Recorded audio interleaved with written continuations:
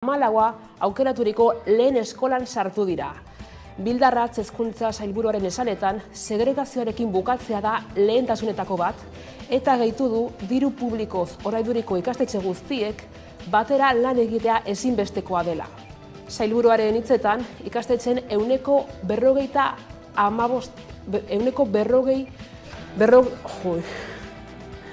bere eragin eremuari dagokion zaurgarritasun indizera hurbildu dira. Kaixo eguerdion, segregazioarekin bukatzea, hori da hezkuntza sailaren lehentasunetako bat, eta ildo horretatik zenbait neurri jarri dituzte martxan 2023-2024 ikasturteko matrikulaziorako. Behin betiko zerrendak eskuan, egindako aldaketek ekarri dituzten emaitzak nabarmendu ditu Bildarratzek. Zaurgarritasunaren beste elementu garrantzitsu bat da plazen erreserba. Diru publikoarekin finantziatutako ikastetxe guztiei plazen erreserba ofizioz ezarri zaie izena ematiko epean eskaerak jaso ondoren. Horretarako zaurgarritasun indizea sortu da eskaerak aurkezterakoan. Familia guztiek haien egoera sozioekonomikoari buruzko inkesta bat dute. Bildutako informazioarekin definitu da zaurgarritasun indizea eta zein ikasle hartuko diren zaurgarritzat eta zein ez. Era honetan, eragin eremu bakoitzerako erreferentzia maila zehaztu da ikastetxe bakoitzean ikasle zaurgarrientzat, erreserbatu beharreko plaza kopuruarekin. Esan bezala, hezkuntza sailak ofizioz zehaztu du ikastetxe bakoitzerako erreserba eta zein helburuarekin. Eragin eremu bateko ikastetxe guztiak eremu horretako zaurgarritasun indizera hurbiltzeko. Eta Nafarroan ikasturte honetan bi greba egin eta gero, irakaslek mobilizazioekin jarraitzeko asmoa dute, Leire Martinez. Hezkuntzako bigarren greba ondoren, labek, esteilasek, komisiones obrerasek, elak eta UGTek manifestazioa deitu dute maiatzaren 24ko Nafarroan. Hezkuntza sailaren blokeoaren aurka izanen da. Antza, irakasleen bigarren greba hau eta gero, bilera eskatu ziote Maria Txibite presidentari, baina oraindik ez da irakasle eta sindikatuekin bildu. Beraz, ikasleak irmo eutsiko diote manifestazioari maiatzaren 24an Iruñean. Gasteizko gaueko aisialdirako zenbait espaziok indarkeria matxistaren aurkako prestakuntza jasoko dute. Helburua lokaletan gerta daitezkeen indarkeria matxista kasuak identifikatzea eta antzematea da. Espazio hauetako langileek jasoko dute prestakuntza. People, Lekup, Mitika, La Cassette, Toloño, Glass eta La Comarca.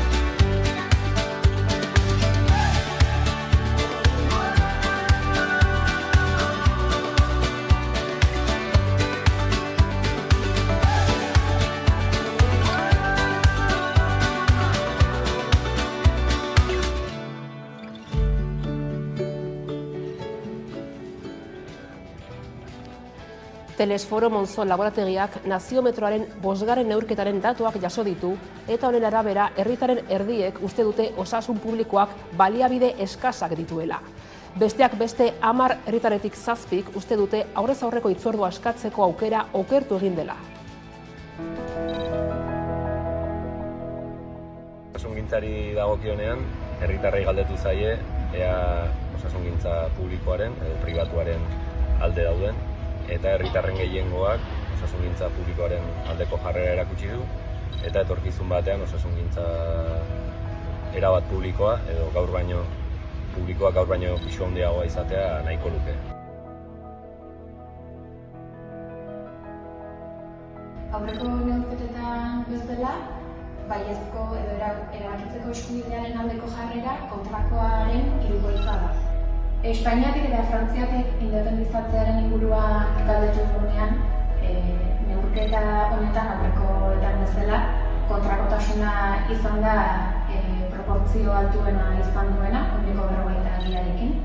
Dena dela, galderamen aurrean erantzun ez duen jendeak, inoiz baino altuagoa izan da, aurreko neurketetan baino. Eguneko titularrak aipatuta, heldu egin zaiogun eguneko gai nagusiari. Ikastetxeetan segregazioarekin bukatzea da hezkuntza sailaren lehentasunetako bat. Eta ildo horretan zenbait neurri jarri dituzte martxan hurrengo ikasturteko matrikulazioari begira. Behin betiko zerrendak eskuan, eskolen erdiak dagokien zaurgarritasun indizera hurbildu direla azpimarratu du hezkuntza sailburuak.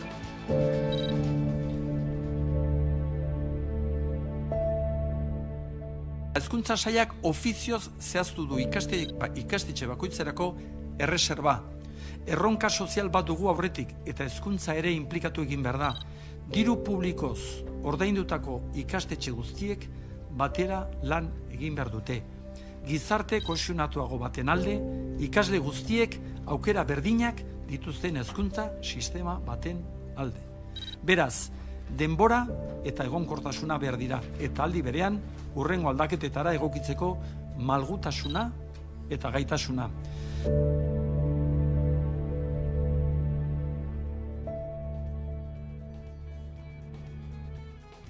Eta Nafarroan ikasturte honetan bi greba egin eta gero irakasleek mobilizazioekin jarraitzeko asmoa dute.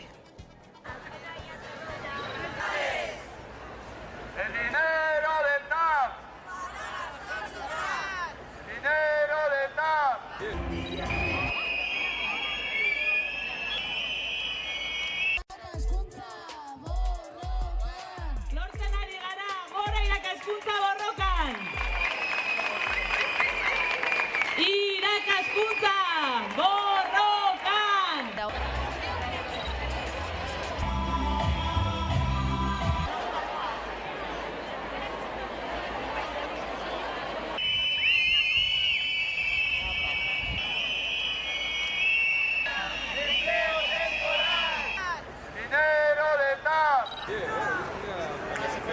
Karrera profesionala aitortu behar diegu langile guztiei, eta ratioak hobetu behar ditugu hemen, Nafarroan. Laburbilduz, mobilizazio honekin Eta hezkuntzatik euskarara egingo dugu jauzi, izan ere zorionekoak euskararen aldeko ekimenak ekainaren 10erako aldarrikapen eguna iragarri du. Leire. Zorionekoak ekimenak datorren ekainaren 2. larunbatean Iruñan antolatu duen jardunaldian parte hartzeko deia zabaldu du Nafarroa osora. Euskaraz blaituta bizi nahi dugu, euskarari buruz gehiegi hitz egin gabe, zorionekoak izan nahi dugu, adierazi dute komunikabideen aintzinean. Irulegiko eskuaren aurkikuntzaren gibeletik, euskara historia luzea duen hizkuntza demostratu eta aldarrikatzeaz gain, etorkizun oparoa edukiko duena izango dela. Beraz, ekainaren 12an ospakizun eta aldarrikapen eguna. Goizetik hasita eta arratsaldeko 5 herrietan manifestazioa Antoñuti parketik.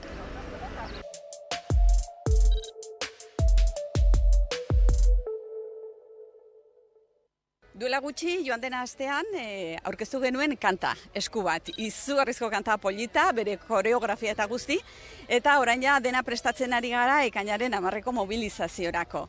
Hori izanen da egun nagusia, egun itzela, mobilizazio jai girokoa izanen da, eta gonbidatu nahi dugu jende guztia. Bai norbanakoak, noski, familiak, eta agente, bai kulturalak, bai politikoak, bai mota guztietakoak, gurekin egon daitezen jai egun horretan. Aldarrikatu nahi dugulako, euskara gurea dela, hemengoa dela, betidanik izan dela gurea eta hemengoa, eta izugarrizko etorkizuna duen hizkuntza dela. Beraz, zorionekuak gu guziok. Eta jaiotza kopuruak behera egiten jarraitzen du Euskal Herrian. Eustaten arabera, 2022an 3.613 haur jaio ziren Araban, Gipuzkoan eta Bizkaian. Hau da, 2021an baino 654 gutxiago. Nafarroan 2.325 haur jaio ziren 2022ko urtarriletik ekainera bitarte. 21. mendeko daturik txikiena.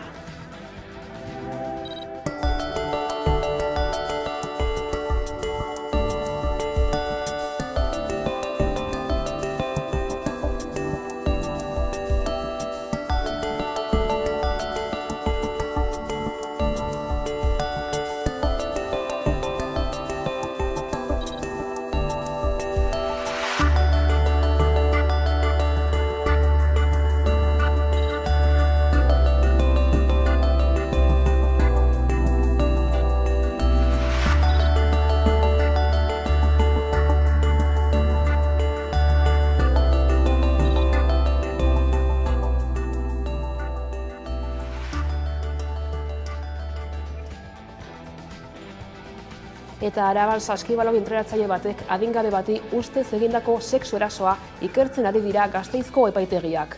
Arabako Saskibaloi Federazioak ohar ofizial baten bidez gertatutakoaren berri eman zuen, izan ere salatutako entrenatzailea kargugabetu du.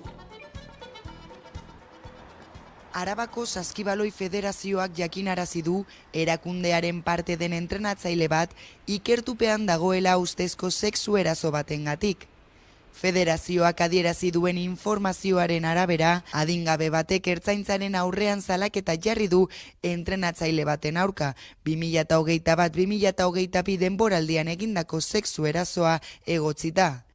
Biktimak junior kategorian jokatzen zuen, Toju Saskibaloi taldean Araban oso ezaguna den taldean hain zuzen ere. Biktima adingabea zen ustezko sexu erasoa gertatu zenean. Momentuan etzen ausartu salaketa jartzera. Orain ertzaintzaren aurrean salaketa jartzea erabaki du eta Gasteizko epaitegiak ikertzen ari dira gertatutakoa. Bestalde Arabako Saskibaloi Federazioak entrenatzaileak kargugabetu du. Saskibaloi arbitroa zen eta hortik ere kargugabetu du. Federazioak oharra publikoa egin ostean, Saski Baskonia azaldu da. Baskoniak azaldu duenez taldearen arrobiaren parte zen eta bere lizentzia suspenditu du. Toju taldeak bestalde ohar ofizial bat argitaratu du gertatutakoa gaitzezten eta biktimari taldearen babesa eskaintzen. Hegoaldeko Euskal Herriko pentsiodunen mugimenduak mobilizazioekin jarraitzen du. Maiatzean 3 manifestazio antolatu ditu mugimenduak 1.080 euroko gutxieneko pentsioa berehala esartzea eskatzeko.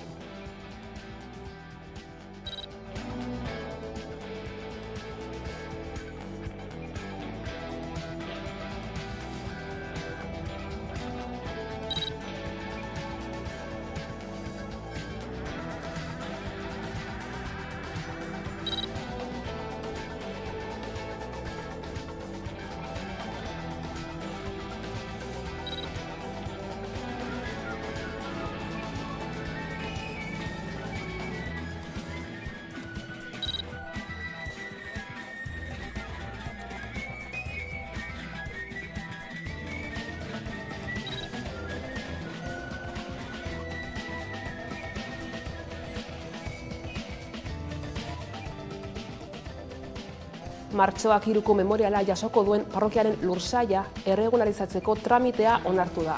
Tramitea beharrezkoa zen lursailaren egoera erregularizatzeko eta azken gobernu kontseiluan Gasteizko udalak onartu egin du. Lursail horretan kokatuta dago Asisko San Francisco parrokia eta bertan ezarriko da martxoaren 3ko biktimen memoriala. Hala ere, oraindik memoriagunea kudeatuko duen fundazioa edota patronatua ez da sortu. Gasteizko udalak martxoak 3ko memoriagunea jasoko duen parrokiaren lursaila erregularizatzeko beharrezko hirigintza tramitea onartu du. Hau da, Fermin Lazu, Nafarroako erregina, Legutiano Atea, Carlos Lehenengo Emperadore plaza, Martin Salinas plaza eta erregina katoliko kaleen arteko etzadian dauden lursailen partzelazio proiektuaren hasierako onarpenari argi berdea eman dio. Tramitea ezinbestekoa zen lursailaren hirigintza egoera erregularizatzeko. Izan ere, lursail horretan Asisko San Francisco eliza kokatuta dago, hotz martxoak 3 memoriala ezarriko den lekua. Partzelazio proiektuak aurre ikusten dituen lursail berezietan, Elizaz gain, hainbat higi ezin daude, ala nola Koldo Mitzelena, Odonda Praiz eta Iparralde Gizartetzea. Arabako aldizkari ofizialean argitaratu ondoren, hilabeteko alegazio epea irekiko da. Martxoak 3ko memoriagunea behin eta berriz atzeratu den proiektua da. Momentuz ez dago data zehatzik, baina lakoak azken hilabeteotan iragarri zuen aurre ikusten zuela 2026rako irekitzea. Hala ere oraindik asko dago egiteke, besteak beste memoriala kudeatuko duen fundazioa edota patronatua ez da sortu. Bertan erakundeen Martxoak 3 elkartearen eta memoriagararen ordezkariak izango dira. Tramite hori erakundeen sinaduraren zain dago. Hondakinen testuinguruan Zubietako erraustegia berriro ere martxan da. 3 aste baino gehiago hondakinik erre eta elektrizitaterik sortu gabe egon da matxura baten ondorioz. Eko hondakinen egunean ikusi daiteke Zubietako erraustegia berriro hasi dela elektrizitatea eta emisioak sortzen.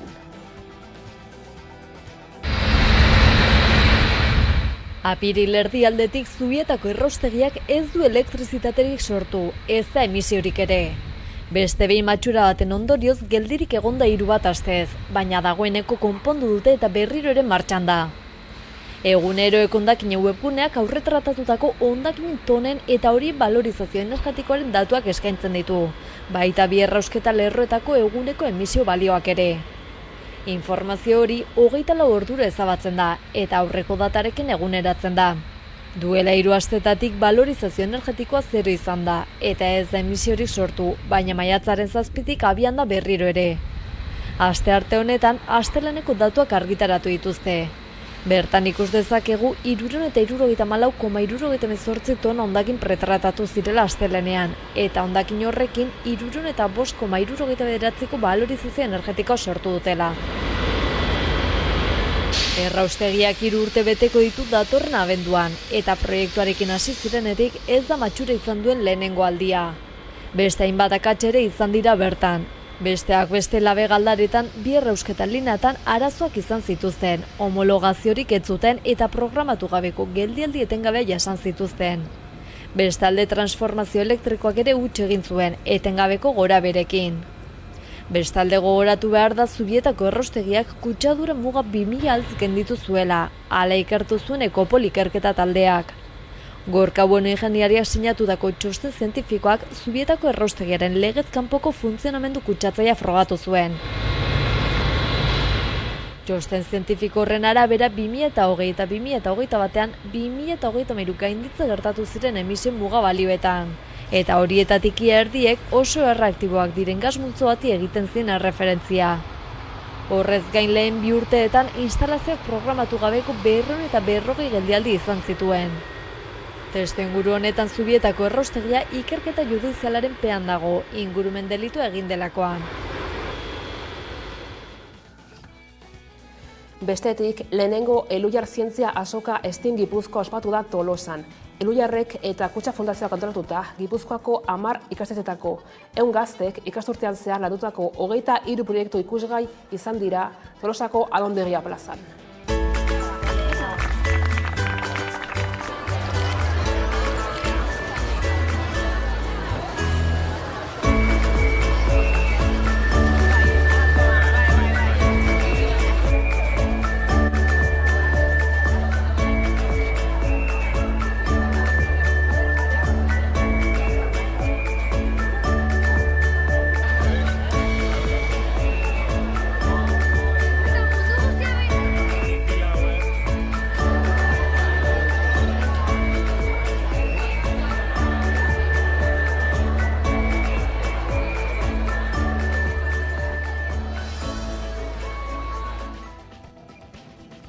Eta kultura arloan Niko Vázquez artistak 80ko hamarkadako Bilbo hiria birsortu du adimen artifizialaren bidez. Make Bilbo Grey Again izenpean Bilboko iraganeko atmosfera grisa eta postindustriala erakusten du sormen lanak.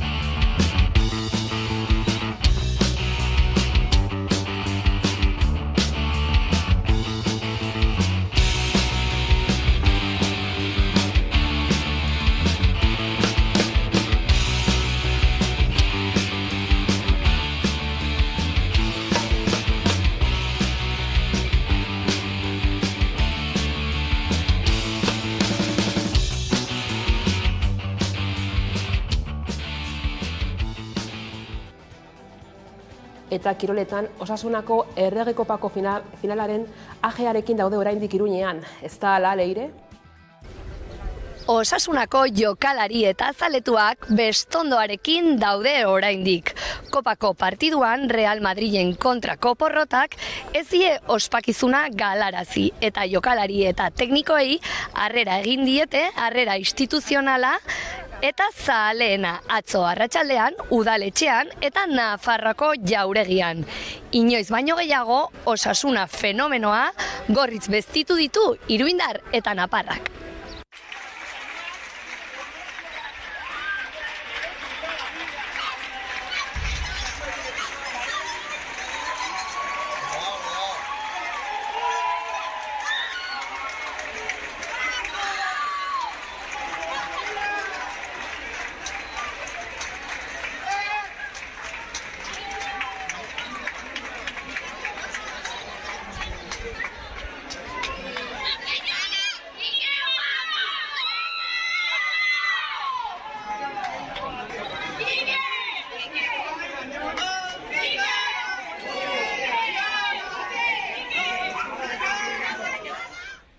Ni un aficionado de Osasuna abandonó la cancha.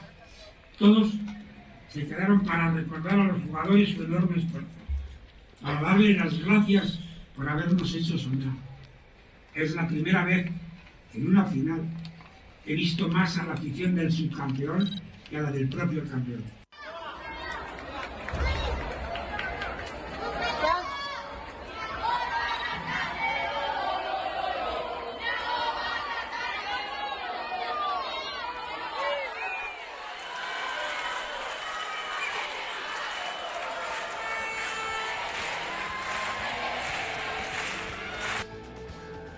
Eta bueltan da Zegama Aizkorri mendi lasterketa. Igandea jokatuko da mundu mailan ezaguna eta erreferente den Zegamako mendi maratoia. Ia 510 korrikalarik hartuko dute parte eta beste hainbat voluntario ere larean izango dira, mendiaren eta korrikalarien festa handia gauzatu dadin. Mundu mailan ezaguna eta erreferente den Zegamako mendi maratoia bueltan da. Igandean lehiatuko dira 500 korrikalari. Mundu osoko profesionalek egin nahi duten noizbait Zegama Aizkorri lasterketa. Zegama delako, baina gutxi batzuek dute aukera horretarako. Izan ere 500 dortxal horietatik 225 zozketa bidez aukeratzen dira. 125 aurreko edizioetako denbora onena izan dutenentza dira, eta gainontzeko 125 dortxal zenbait marka eta korrikalari profesionalentza gordetzen dituzte. Mendiaren eta korrikalarien festa handia gauzatu dadin baina ezinbestekoa da voluntarioen lana. Korrikalariak bezain beste voluntario aritzen dira lanean. Zegama Aizkorriko 3 egunetan ostiraleko kilometro vertikalean, larunbateko dortxal banaketan eta igandeko junior trailean eta maratoian zein aurreko aste eta egunetan ibilbidea txukuntzen eta markatzen, mendiraura eramaten, anoaguneetan, bidegurutzeetan, aparkalekuetan 100 lagun aritzen dira laguntzen. Hori gabe ez litzateke posible izango. Lasterketa mundu osoan da ezaguna, pilatzen den zale uholdeagatik eta aurtengo ere halaxe espero da. Korrikalariei dagokienez mundu osoko mendi korrikalariak izango dira Zegaman. Aurten ez dira iazko 2 garei nagusiak izango, Ezkilean Jornet ez da Nienke Brinkman ere. Biek orain arteko errekorrak hautsi zituzten 2022an. Edo nola ere zer esan emango dutenak ere izango dira asteburua Zegaman. Denen hautan dauden Manu Merillas, Remi Bonet edo Jonathan Albon gizonezkoi dagokienez. Emakume korrikalarien artean berriz 2 nabarmentzen dira. Eliane de Bersdal Norvegiarra 2019ko irabazlea eta Oiana Kortazar elgetarra. Kortazarrek 2011an eta 2012an irabazi zuen Zegama Aizkorri. Oraindik ordea ez dago ezer itxita, igandeko lehian ikusiko da 2023ko aizkora nork jasoko duen.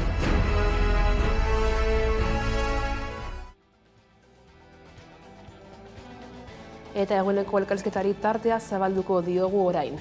Gaurkoan Gipuzkoako Senideak elkarteko kide den Xanti Ugarterekin egin dugu hitzordua. Efizientzia energetikoa eukiko dugu hizpide, bereziki etxe bizitzari lotuta. Nola eraikitzen ditugu gure etxe bizitzak ze isolamentua duten, eta beraien energia hornidura nondik iristen da. Guzti horrekin etxe efizienteagoak egin nahi ditugu, eta bereziki herritar guztiontzako irtenbide efizienteak bilatu nahi ditugu. Beraz badakizue, ongi etorri denon topalekua den geltoki honetara.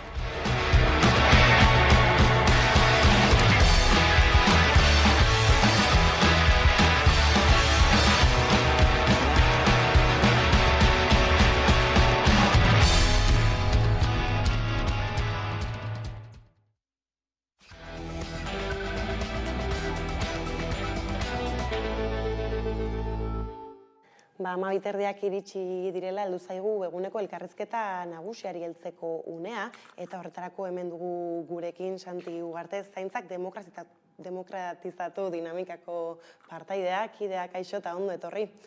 Kaixo. Eta tira ez, gainan ditugu hauteskundeak eta bada momentu beroa ez, edo beroenetarikoa eskari konkretuak egiteko politikariei ez, eta hautatuak aterako diren horiek martxan jarri ditzaten eskariak, herritarron eskariak, eta hor besteak beste mainguru bat prestatu zenuten orain gutxi, Gipuzkoako Batzar Nagusietako hauteskundetarako hautagaiekin batera ez, zaintza demokratizatzearen gaia bera ez, izpide hartutan. Bertan hitz egindakoetan sakondu baino lehen, Santi, zer nolako balorazioa egiten duzu ez, mahai inguru hortaz, zea politikariak prest ikusi zenituzten ez, halako erronkei heltzeko? Bai, guretzako interesgarria izan zen, zehati, hausen nahi gendun ez, hasi, zehati orokorrean ikuste genduna zan gaiak ez dula ertetzen, hor dago, bai, potoloa, baina beti lehentasunak bestea dira ez. Eta, hau egin gendun, eta ondo, geho mahai inguru beak bost izan da ez du asko ematen, baina pare bat gauz ikusi genitun ez. Bat, ariketa demokratiko interesgarri dela danak plano berdinean jartzea, ez dela izatea boterea daukanak, eta gintzen dunak eta bestea kontra eta orduan debatea, baina hor egontzen ez. Eta bigarrena, danak daudela ados zaintza maila igo egin behar dela. Ez dagoela ondo, arazo asko daudela eta igo egin behar dela. Horreaino ados zauden, eta bada zerbait. Eta egia da ez, baina gaur egun alderdin arteko adostasunak lortzea ez da bat ere erraza, hor diagnostiko horrekin, ez bat egiten duten diagnostiko horren bueltan zer duzue azaltzeko ezin da, zuek egiten duzuen diagnostikoa, eta hor nola baloratzen dute hori? Bai, momentu enten frente guztiak zabali daude. Zaintza bueltan, publiko-pribatuena, lan baldintzak, erabiltzaileen eskubideak, osasun sistemarekin harremanak, parte hartzea, kopagoa, dena dauz zabalik, ez? Orduan, bat hori ez da, frente guztia zabali daudela, baina nondik eta nola, hasi, honei heltzen, ez dago inungo adostasunik, eta gehi esaten dugu proposamenik ere ez, nondik hasi, den aldatu eraldima da nondik hasi, hori ez dago. Konplexua bada ez, gainera egia da, egoerak okerrera egiten duela etengabe behintzat baditugu kalean ez, beharginak, zaintzaren bueltako beharginak protestetan, ikusitugu atzo bertan ez nola Eustatek ere jaiotza datuak ematen zituen, eta iragarritako zerbait bada ez, gutxira doazela, eta guzti horrek badu zer ikusia zaintzaren sistemarekin berarekin ez. Egoera aldatu ezean zerekin topatu gaitezke? Orain isil-isilik gertatzen ari dela. Zuk esan dituzu ikusi egiten dianak, ez? Konfliktoak eta hori ikusten dira, eta geho berriak zer sortzen dian, ez? Baina ez du ertetzen egunero itxarun zerrendak igotzen nahi diala, ez dute ertetzen etxetan geho eta jende gutxiago daudela etxetan daudena zaintzeko, horiek ez du ertetzen. Orduan, ze izango da okerro gai hauetan, zerrenda oain baldin badia 6 hilabete eta horrelakoak urtea pasako dira, etxetan ondik eta gutxio eta garestiago, orduan poliki okerrea. Eta nola egin edo behintzat egin zenuten maingurarekin elotuta batez ere ez, ikusten zen aukerarik bengoagaitik zaintzaren problematika hau agenda politikoaren erdigunean jartzekoa? Orduan esan dudan bezala, denak ados daude, jarri behar dela, baina ez dugu ikusten behar denaiak hemenik, inondik, inora. Guretzako oso interesgarri izan zen, maien guru hau horretikan, denekin, PNV-ekin ez ezik, besteanak etorri zean da, egin gendun bilera batzuk, eta jendea garbitze egin zuen. Baina gero, publikora pasatzen danean, denak pixka gehiago limbatu zuten, eta orduan bakoitzak kolokatzen zen, eta ikusi gendun guk, hau hain potoloa izan da, hemen fuerte hasi beste jo tiraka, eta hori ez dugu ikusten. Aipatzen zenuen lehen gainera ez, afera hain da handia ez, eta hainbat arazo elkarlotzen dira zaintzaren bueltan nola ez, ez dakigulan serekin hasi, ez, eta zuek ala ere badituzu hainbat proposamen esku artean dinamikatik, hasteko zer ikusten duzue beharrezkoen aldatzeko? Frente esaten dizuk, orokorrean dirua. Hori espada beste plano bateagoaz, bikoiztu inberko dira. Oain daun kalitate eskasa mantentzeko nola geota sar gehiago izango gehan, hortako bakarrik ere diru gehiago berda. Orduan, salto handi eman berda. Horrek eskatzen du adostasun handi bat. Eta momentu honetan, daun sistema ez dago, sostengatuta dago agintzen dutenan eskutik. Baina ideologikoki biak ere ez, batek. Eta orduan, gutxiengo batek agintzen du. Gutxi horrengorrek, legebiltzaren ez du gehiengorik. Orduan, gu ikusten duguna, hau azaleratu inberdala, eta orain dauden gobernoko paktutik atera inberdala, partidutako joko batea, eta gizartean hasi berdula beste debate maila bat. Gainera, diru aipatu duzu hasieran eta lotzen zaigu asko ideia hori privatizazioekin ere zaintza sistemaz hitz egiten dugunean beti bada hor korapilo handi badaela pribatuaren bueltan egiten denak eta berdina agertzen zaigu osasunaren baitan. Eta hor loturan estua badute berez osasunak eta zaintzak eta hortaz ere hitz egiteko aukera egon zen mahai inguruan. Zer nolako harremanak daude zaintza eta osasunaren artean gaur egun, badakigu kudeaketak ezberdinak direla eta horrek arriskuak sortzen ditu? Bai, arriskuak, begira, diputazioak liderazgo behia dute eta hori bera da arazoa euteko osakidetzakin edo osasun sistemakin horrelako organizazio on bat egoteko, ez? Inok ez du planteatzen organizazio txarra hon berdunik, danek esaten dute ez, hau, sistema publikotik, osasun sistema publikotik bete behar da, ez da, eta zergatik ez da horrela. Konbertzea diputazioak oitzak, ero ez dago toki berdinean, eta gu planteatzen dugu hor bertan lidergoa diputaziotik kendu inberda, eta hau da, arrazutako garbiena, edo errezena ulertzen dana, ez da? Hori ez da posible batea egitea? Behitu nola gabiltzan, gaizki, ez da? Eta beste gauza bat, hemen kontuan euki berda, ze garaitan aigean hitz egiten, ez? Orain bertan dago pilpilean, hezkuntzako paktoa, eta ez da? Hori hor dago, eta han abia puntua, publikoa inok ez du diskutitzen, doako izan berdura inok ez du diskutitzen, pribatuai aparte mamertzaionek ere ez, hori hemen diskutitu egiten da. Hau izango litzake laugarren zutabea ongizate estatukoana, laugarrena, hezkuntza, sistema sanitarioa eta seguridade soziala, eta hau egiten nahi orain. Nun neoliberalismoak gogor dagoen, eta beste guztiak egintzian Gerra European ondoren beste kontesto batian, ez? Eta hau egiten nahi orain. Eta hemen neoliberalismoa dago fuerte. Eta horrekin batera, beste tokitan ez dagoena, hemen dako baita ere neoforalismoa ere fuerte. Eta hoiekin pasatzen dira gozauek, ezin koordinatu eta lidergoa zeinek ematen du, hori da arazo potoloa. Eta horren erakusle argia badira zahar egoitzak eurak, ez? Horiei begira nolako edo tira, ez? Zer da egiten duzuen analisia, esaten zailtzaren arira zahar egoitzai begira? Bai, guk ikusten dugu egoitzetako hori COVID-ak asko azalderatu du, jendeak ikusi du, COVID-a pasada, eta onja bai joiziltzen ez, baina dramatikoa da etxetan gertatzen ari dena. Jende gehiena etxetan dago, eta hori badirudi, izaten dago, kultura baten bukaera dela, emakumea hankarga hori hor dagola, hori dana bai, baina besteoketan aurretu, hemen inok ez du esaten zer hori nola eman berdan. Eta entzuten diran gauzak, hori bai, lurralde bakoitzean diferenteak, hori beti, eta aintzen diran gauzak, ez dizu, ez da imaginatzen zer nola nahi dan egitea, ez? Hori, bai, etxean hobe, egoitzan ez, baina etxean, orain arte izan da mesela, emakumeak edo zaintzaileak antxe bakarrikan inungo apoiorik gabe eta laguntza txiki-txikiakin, ez da? Hori ez da ikutzen, eta asunta dago, beltza benetan. Bai, ez, baina hori badira langileak batetik eta bestetik bezeroak eurak ez zaintza behar dutenak ere ataka estuan hasteko agian ekonomiarekin lotuta. Bai, beti izaten dena, etxean bat emat kontratatzen denean, kontratatzen dentzako diru gutxi eta familia gontzako asko, ez da? Eta orain horretik, propaganda horrekin, etxean nahi degula, noski etxean nahi degula egon, ez?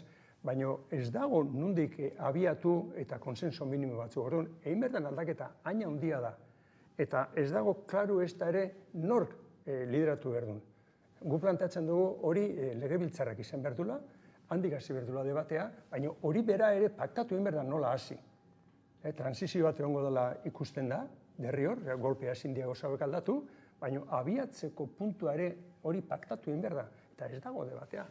Ez, gainera egia da ez, justu, orain ez daimeste, iragandako martxoaren 8an alako gaiak ere mai gainean jarri zirela, agian, ez, mugimendu feminista duen indar handiago horrekin bai ematen zuela asko hitz egiteko, bai, tira, emakume migratu ez, bereziki ez, eurek atopatzen ditugulako interino lanetan, zaintza lanetan, eta, hortxe proposamena bazten ez greba bat egitea, bada proposamena martxoaren 8tik ez, zaintza greba bat nola iristen diozue, nola biratzen diozue horri, nolako aukerak ikusten diozue horri. Guk pentsatzen dugu ez dela bakarra izango, zati, gauden tokitikan beste eszenario bat joteko, baina, klaro, gutxienez esplotazio horrei, lan kondizio horrei erantzuna mertzaio, ez da onargarria, bai, greba badaude, baina greban diputazio egiten duten lana bakarrik izaten da zerbitzu minimoak horiek bete daitezela, nolabait desaktibatzeko, etxetan joaten geha, eta etxetan kontratatzen diena ordu gutxitan daudena 2 ordu goizean beste batan jornada desastre bat, eta interinan kontuare hor dago, hori da gutxiengoa, ez? Guk baita ere nola indarra fuertea eta hortik ikusten da daola batasun bat honei aurre egiteko movimentu feministatikan, hor baita ere hemen daukan foralismo kontu hori ere bai, zatik lege bat egitea momentu enten asko diskutitu egiten dute, edo frente egiten zanez ezetz, diputazio bakutzatik egin behar dela. Eta gu plantatzen duguna da, kondizio berdinetan joan behar dela, berme batzuk eki behar dela, kostuak noiz hasten dian, o faktura noiz hasten dian geisten, eta hori guztia konsensuatzeko beste liderrago bat berdula eta diputazioa kendu, eta lege egin legebiltzaran. Eta hau ere, nahi dugu, bintzat hortan nahi geha, movimentu feministak ere haure lortu da egin. Hau ez da asunto historiko bat, ez da anakomian zapalkuntza bezala. Baina historian edo eskubide historikotan oinarrituta neoforalismo honek nahi du jarraitzea sistema horrekin eta legerik ez egitea. Danentzako berdina izan ez da. Desoreka handiak bai ematen dira diputaziotik diputaziora esaterako ezkudeak eta ezberdinetan zer hobetuko litzateke ez gauza konkretutara begira Araba, Bizkaia eta Gipuzkoa mailako lege bate izango bagenu. Begira, ez da seguruenik importanteena, baina orain hirurak aidia ikerketa egiten nola egin etxeko zaintza, ez da?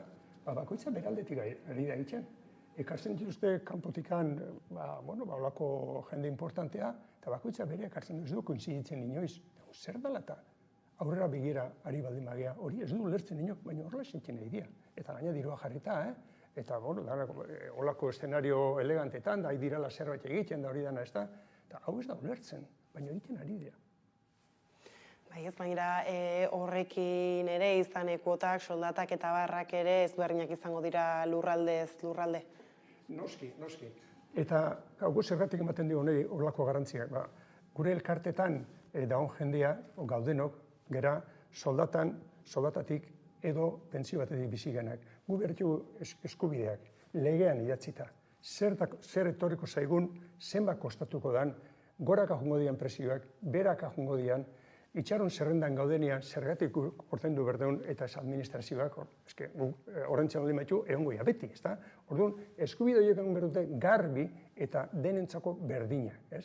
Eta orain, horrelakoik ez da, orain, aldundi batek esateu, betu, aurten hau da, oikoko du, eta higo itxen da, ez? Eta gero, demokratikoki, badakiu da hola koordinazioko olako erakunde bat, instituzio guztien artean, eta demokrazian ezagutzen ez dan gauz badaka. Diputazioak ikusten badu, han planteatzen den erabakia behantzako ez dela oso onuragarria, betatu egiten du. Betoa existitzen du. Eta gaina, inoiz ez da publiko egiten ze beto egin ditun. Hori gure sistemak gordauka goza bat guztiz antidemokratikoa. Eta hori ez zauten, berda? Gainera hori berez eredu aldaketa bat da, bere soil horretan beraz aukerak egon badaude. Noski. Lege arrunta bat, guk ikusten dugu oinuen berdula transizioko lege bat edo hasierako lege bat. Eta oinarrian jarri norekin hasten dian pasoak ematen. Eta hori gutxienez, ez da ikusten posible orain batean hau da, sistema berria. Ez transizioa dago, zaten gaude oso urruti. Eta lehenbiziko eberko luke horrelako jauzi bat emateko, horrelako pakto bat, edo zerbait horrelako baino debat, hau ez dago, garbi, ez dago. Zaina da orain gitxi behintzat Eusko Jaurlaritzaren babesean sortutako elkarrizketa sozialerako mahaia deitzen denak, ez, bazirudien erreparatuko ziola etxeko lan bezala markatzen zuen apur batez, zaintzaren afera hori, ez, izan daiteke ez epe oso luze batean argi gehiago ikustea? Begira, gu mugitzen geha familia arteko eta erabiltzaileen elkarte bezala, ezta? Legeak, estadukoa garbiago hemengoa baino, eskaintzen digu parte hartze eskubidea, bai zentroetan, bai diputazioetan eta bai Jaurlaritzan parte hartzea. Hori ukatu egiten zaigu. Bai diputazioetan eta Jaurlaritzan parte hartzeko kontseilu horietan arartekoa pasata daukau, nola ez diguten onartzen, baina bitartean zer egin dute? Sortu dituzte beste mahai batzuk, konsensurako beste mahai batzuk, ez? Hau da bigarrena, orain egin dutena, hau entzun genduni ez dugu, hau guri hortan eskubita dekona familiarrak eta nolabait representatzen ditugu nahi, ez dio zer esan, eta hor zerbait hitzekin hasi dira, eta inon etzakien hori etxeroetzonik ez. Orduan, jabada beste toki bat, nun asaltzen da, beraiek konsensua bilatzen duela. Eta beste maila bat konsensuakoa topatzen dute, hirugarren sektoreko erakundekin, ez? Hirugarren sektorea oso importantea da Euskal Herrian, baino hoiekin egoten diranean, planteatzen dute beti apoio bezala, beraientzako apoioa bezala dutela, eta erabili egiten dituzte. Eta horrekin, beraiek egoten dira lagun berrekoakin, baina gurekin, familiarren eta erabiltzailean representanteik ez dira egoten, ukatu egiten digute. Eta horrela dago. Eta hori nola uler daiteke ez, izan ere zaintzaz hitz egiten entzutea, ez bada, zuek bezalako jende bertan lanean dagoelako, eta gero eratzea alako mailak ez, zuek ja erakusten zuenean ez, problematika gogorra badela, eta ez, neurriak lehen bailen hartu behar direla, eta ez entzuteak.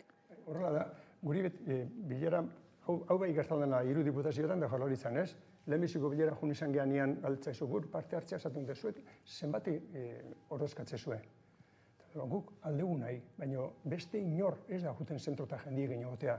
Gu organizazio ez geha hondiak, zatik modan ez da egote militantzia hau sarran kontu da militantzi hori oso jende gutxi gustatzaio, gabiltzano gehiago geha prozesu batzu pasaditugulako eta ikusten duena zer dan, baina beti galdatzen digute hori, eta ez du ez, guk geha bakarrak eta legea jartzen du eskubida daukala, orduan zenba gehan ez di importa.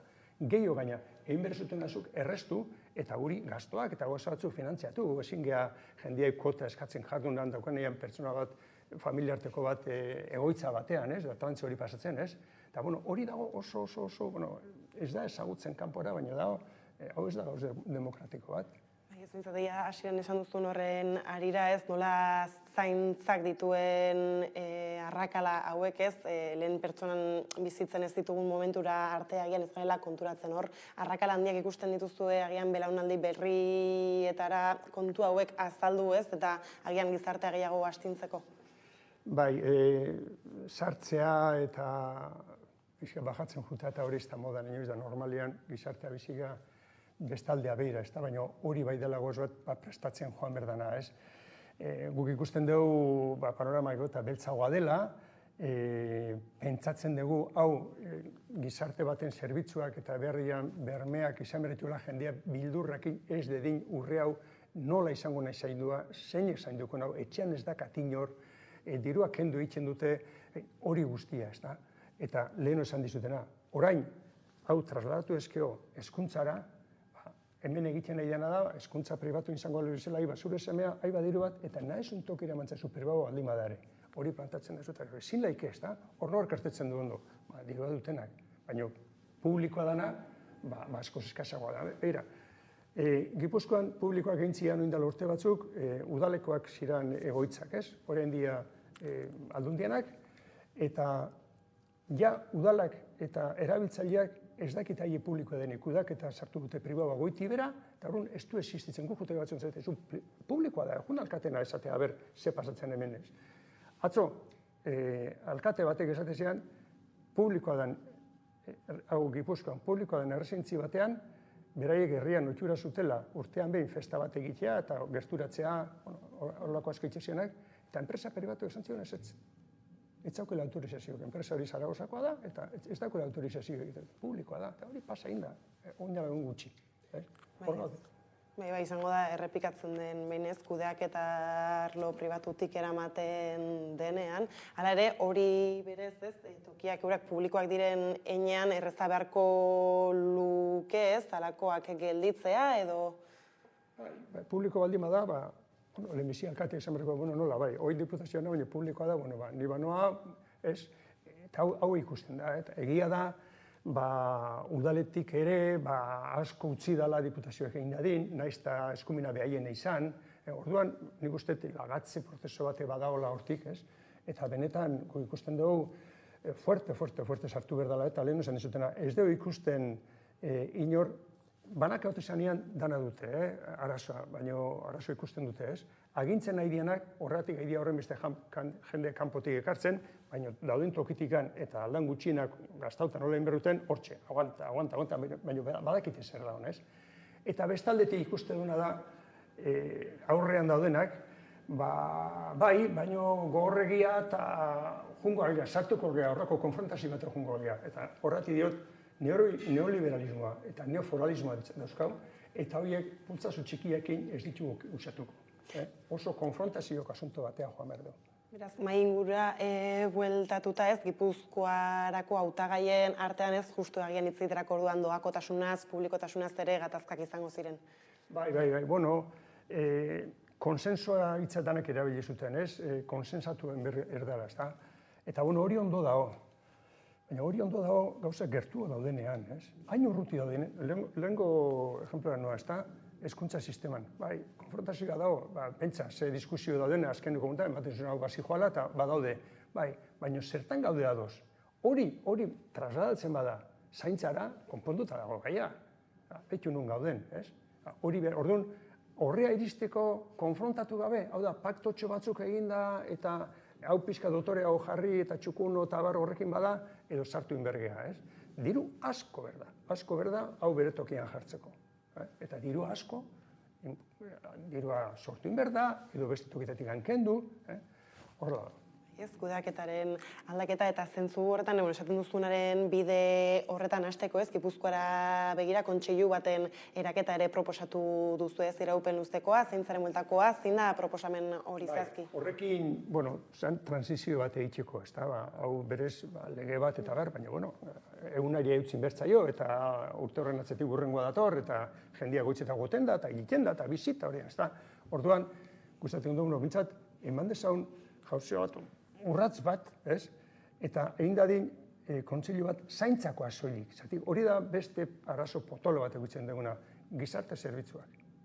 Eta gizarte zerbitzuak gauza oso zabala. Eta hemen aldatu dana da zaintza, zarren zaintza. Galako asko, etxeko familia eredu aldatu dalako, emakume inkorporatu dalako eta naskatu egin dalako beti hau egiten, ez? Orduan aldatu da guztiz, eta guk nahi dugu egitea zaintzakoa. Eta horrekin zer lortze du, gauz ikeragarri bat, informazioa hilero eukitzia adibidez, guk ez dakio. Jakiteko zenba dauden itxarun zerrendan, inberdu jun batzorde nausita, eta batzar nausita, eta batek egin da hila galdera, eta handik hile batzutua, edo jakiten dugu zenbat, eta hu plantatzen du jarraipen egin berdala motxean, zenbat jendea idan eskatzen residentzira, zenbat etxeta, eta hori izan dadin, gardena izan dadin, ez? Kosteko arazoi gabe, orain arazoi ditugu daneako. Eta halako beste lurraldetan, Araban eta Bizkaian kasu honetan ez, ikusten dituzue aukerak halakoak ere martxan jartzeko datozen 4 urteetan, egia da ez zuek azkenan Gipuzkoako elkarte ezberdina batu zaretela bide honetan? Bai, hau, pasoa eman dugu Gipuzkoan ikuste genitulako kondizioak. Orokorrean, han ez dago giro neoliberal hau. Ez dago. Oiak, egoitzetakoak, 85% dia itunpekoak, dia publikoak, baina oian finanzazio eta hori ez dago beste lurraldetan. Orduan, gertuo dago, han zerbait egiten azteko horretik gain, Gipuzkoan hasi ginen pixkat, ikusten dolakoan erreso edo gertu hoteleken indarrak, eta baita ere gehiengoak eta asuntori hortik hasi ginen, baina arazoa toki guztietan da berdina. Bai, ez, egia da justu oraingo hauteskundeen bueltan bereziki Gipuzkoan hitz egin dutela zaintzaren inguruan, ez, agian bestetan Bizkaian esaterako noski enpresetara begira gehiago, beraz datozen hauteskundeak aintzat hartuta, ez, espero da benetako aldaketarik 4 urtetan, bukatze alderan ez hor zer mezu duzu zabaltzeko. Gor oso kezkauta gaude. Gu gaude lehenbiziko lerroan, ez? Familiarrak hor gaude eta geuk adinatik baino gu bakarrik ezin dugu. Esperantza handiena movimendu feministan dago, hor daukolako bultzada edo momentuetan gizarteak errespetua dion movimentu bat, osatu egin behar da, epea jarri behar dira, ezin da bakarrik batalla kultural baten zaion hemen egunero gertatzen da, eta bitartean gaina neoliberal hauek ari dira beste alternatiba oso gogorra, oso pribatutakoa, edo oindaukoan bezala ez da daude, goitza pila bat handiak eta esku pribatutan urte pila bateako. Orduan, sartu inberda orduan, guk hor, badako horrelako keska bat, honei buelta emateko asko zarata handiago berda, movimentu handiagoa berda, eta movimentu hori egon badao batiz bat lan konbeniotan. Hor badago, jendea aktibo dago, hilero kobratzen da, eta hor badago, ez? Baina gainontzeko estamendotan ez dago hori. Behintzat, esaten duzun bezala ikusten da, ez? Zaintzaren bueltan jaruten duzuen pertsona ezberdinek, edo batzuk lanean izan, bestatzuk familiar bat baldin dago duzu, izan dezakelako alako egoeran, ez? Badaudela baldintzak elkarrekin borroka horri heltzeko. Bai. Bueno, geho honekin batea ikusten da asunto komunitarioa eta komunitatea sortu behar diela, gauza beste era batea izango diala, baina hor bertan ere ez daukagu toki bat edo olako zentron bat ari dana aurretik lana egiten, beste arlo batzutan dauden bezala, ez da hemen ez dago. Eta gero diputazio mugitzen diruakin ikerketa lanak egiten dutzenak, idazten dutenak, dena diputazioko diruakin mugitzen dira, eta hori agintzen dura ondo mugitzen du, ezta? Oin, honekin, mainguru honekin ikusi dugu, 11 telebistak, eta beste zenbait izan dira, informazio ere mandutenak, baino prensa neoliberalak eta telebista neoliberalak ere ez dute, ez da itxaure ere egin.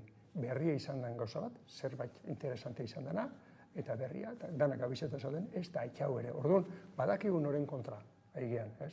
Eta hauek aldatzeko berdu askoz movimentu gehiago, askoz konpromiso gehiago, indar politiko eta sozial guztien artean. Bai, ez, eta hori ikusi beharko dugu lurralde mailan, ez, foru hauteskundeetan zer gertatzen den, baina, behintzat egia da, ez, eta aipatu dituzula zaintza komunitateak, eta antzekoak, nahiz eta prezidente oso potolorik ez dugun agian, ez, udalerri txikietatik egia da hor zabaldu daitekela bestelako, lurzoru bat. Bai, hasi eskeo begiratzen, toki batean da bestean gauzatxoak egiten ari dira, ez, beste era batean, etxetan ez dauka jenderik. Jende asko dio etxean, eta batzukan, bestiakan, eta nola izango da orduan, badao kezka hori, ez? Baina hortik edo sozi diferenteetik aparte, berdu hori bera bultza, ikerketa hori bultza, nora nahi dan ematea, nore gordain duen berdun, hori danak hor daude, eta gauz potola izpasek edo duzten, beste gortzi izango dira, kolore politekin marraztuko gauz batzuk, ez da, baina asunto potolai etzaio duzten. Esaten diate, pingari niotik, denbora dela eta menutzi behar dugula elkarrizketa, mila esker Xanti gurekin tartea hartzearren, gertutik jarraituko dugu ez, guzti honen ibilbidea, emaitzak, eta espero ditugu emaitzak, beraz horixe mila esker eta hurrengo arte. Guretzako oso garrantzitsua da laguntzea, hau hola azaleratzen.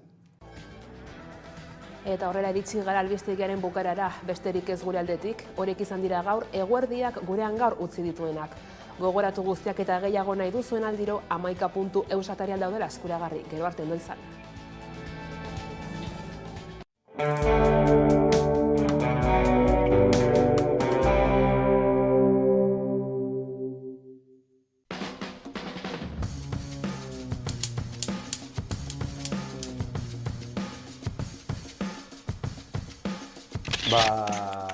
Hau garbi, Pantera.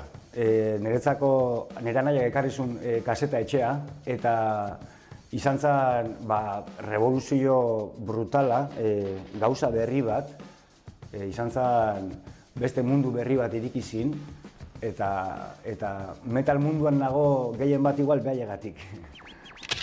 Sepulturaren roots, izan da baita ere gauza autentikoa, gauza originala, hango timbal, brasildar horiek, metalarekin nahaztuta, eta izan zen guretzako baita ere, wow, zer da hau, ez da, eta pixkat guretzako erreferenteak izan dianak. Akoratzen naiz, aitak txikitan nola jartzen zigun igande goizetan batez ere, Beethovenen 5. sinfonia, eta rekuerduagatik batez ere, eta gero kanta obra maestra bat izanagatik, hoxe. Aukeratu duten kantua edo letra izan da, duten askatu korapiloa diskotik, oker kantua, iruditzen zait dela kriston originala, kriston komplexua, bere sinpletasunian, eta esaten duna da, zuzena ez da bil ondo, okerrak ondo bagabiltza, eta ez gabiltz oker. Aukeratu dut Tom Morello, Rage Against the Machineko gitarrista, kriston gitarrista, baita ere mundua dantzan jarri duen pertsona bat, eta lagadizkigunak riff, munduko riff onenetakoak, ezta? Bai, etxian streamingez eta gero kotxean kaseta edo zedia, bilak. Haure nahiko erraxa, haure Zarauzko putuzulo. Beti izan da basatia kontzertua, beti izan da kriston ambientea, beti izan da kristona etxian gaudelako. Garai batean, sala jamea pila bat juten gina, baina pennaz ja ez dago, ez du existitzen, eta esango nuke Bilboko kafean zokia. Bai soinu ez eta bai ikusteko ere areto bikaina. Etzan igual kontzertu ikusgarriena, edo etzan izan kontzertu bat kriston soinuakin edo kriston marabilosua hola, baina han sortu zen ambientia eta han sortu zen giro magiko hori, nik izango nuke amasai Lasarteko barzulo. Hemen badao, histori bat, nire diruakin erosinun lehenbizikoa usten dut izan zala esean intoxikazion etilika maketa. Baina nire lehenbiziko diska aitako paritu zidan, baina nik aukeratuta, eta izan zen Mozarten Requiena. Orduan piano eta solfeo eta ikasten nun, eta hola izan zen. Aspaldi ez dut erosi bai. Baina azken erosi nuna, gogoratzen dut izan zela Sumaiko talde batena, Malik izena du taldiak, eta rock da blues antzeko zerbait ditaitu.